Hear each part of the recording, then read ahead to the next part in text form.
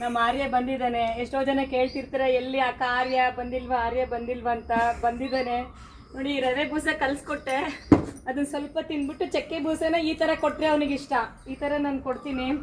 ಮೊನ್ನೆ ಜೋಳ ಕೊಟ್ಟಿದ್ದಕ್ಕೆ ಯಾರೋ ಅವ್ನು ಹೇಳಿದ್ರಲ್ಲ, ಇದು ತಾಯಿ ಮಗನ ಸಂಬಂಧ, ಬೇರೆ ನಂದು ಆರಿಂದ ಬೇರೆ ಯಾವ ಥರ ಸಂಬಂಧನೂ ಇಲ್ಲ. ಮತ್ತು ಅವನೇ ನನಗೆ ಹಾಲು ಕೊಡಲ್ಲ, ಏನಿಲ್ಲ, ನನ್ನ ಪ್ರೀತಿಯಿಂದ ನಾನು ಊಟ ಕೊಡೋದು. ನಾಯಿಗೆ ಮಾತ್ರ ಕೊಡ್ತೀರಾ, ಬೇರೆ ಯಾವ ಪ್ರಾಣಿಗೂ ಕೊಡಲ್ಲ ಅಂತ ಎಷ್ಟೋ ಜನ ಕೇಳಿದ್ದೀರಾ. ನಾನು ಒಂದು ಪಕ್ಷಿನೂ ಉಪವಾಸ ಕಳಿಸಲ್ಲ. ಯಾವುದೇ ನನ್ನ ಮನೆ ಹತ್ರ ಬರಲಿ ನಾನು ಊಟ ಕೊಟ್ಟೆ ಕಳಿಸೋದು.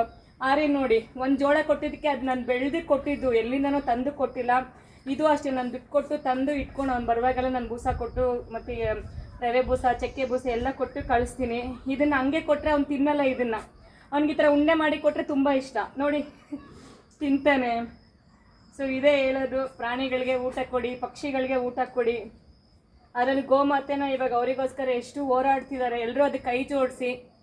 ನಾನಂತೂ ಯಾವಾಗಲೂ ಇವ್ರ ಪರವಾಗಿರ್ತೀನಿ. ಎಲ್ಲರೂ ಕೈ ಜೋಡಿಸ್ಬೇಕು.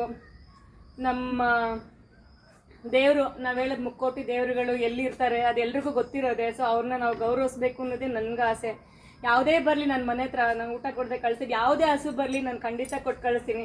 ಮತ್ತು ನಾಯಿನ ಸಾಕಬೇಡಿ, ಹಸು ಸಾಕಿ ಅಂತೀರಾ. ನಾನು ಎಲ್ಲರನ್ನೂ ಸಾಕ್ತೀನಿ. ಪ್ರಾಣಿ ಅಂದರೆ ಒಂದೇ ಅಲ್ಲ, ಎಲ್ಲಿ ಜೀವ ಇರುತ್ತೋ ಅವೆಲ್ಲ ಪ್ರಾಣಿ ಪಕ್ಷಿಗಳೇ. ಅವರೆಲ್ಲರೂ ಗೌರವಿಸಿ ಅವ್ರಿಗೆ ಊಟ ಕೊಡೋದು ನಾವು ಬುದ್ಧಿ ಇರೋ ಮನುಷ್ಯಂದು ಕರ್ತವ್ಯ ಅಂತ ನನ್ನ ಇದು. ಸೊ ನೋಡಿ, ಹೀರೋ ತಿಂತಿದ್ದಾನೆ. ಸ್ವಲ್ಪ ಮಸಾಜ್ ಮಾಡಿದೆ, ಮೈಯೆಲ್ಲ ಉಜ್ಜಿದೆ. ಓನು ಚಮೆ ನೋಡಲ್ಲಿ ನೋಡಿ ನನ್ನ ಮಗ ಹೆಂಗೆ ತಿಂತಾನೆ. ಕಂದ ಮಗ, ಗೊಂಬೆ ಮಗ.